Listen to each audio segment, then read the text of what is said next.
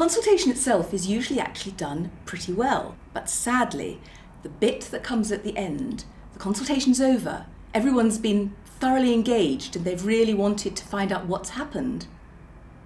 And there's sort of deafening, oh, well, what was it? Because feedback should happen really quite quickly after the consultation closes.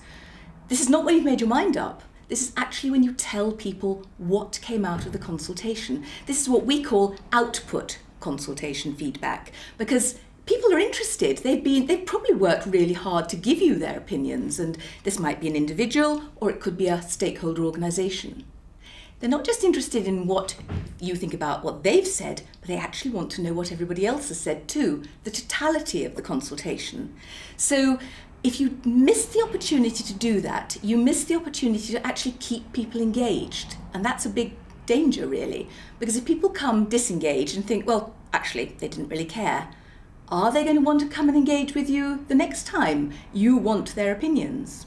The feedback will enable you to engage, it will enable you to show that you've listened. And one of the big things that goes wrong is the whole issue of transparency.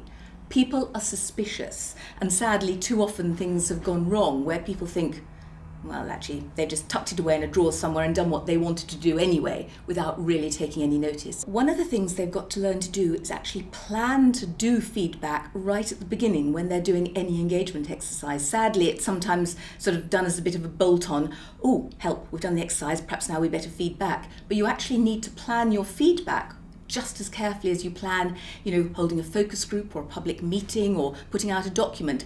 Every time you do something, you need to think, well, actually, how are we then going to tell people what came out of this event? So if that's built in at the beginning and people realise they're going to have to do it, A, it won't come as a shock to them, and B, they'll do it a whole heap better.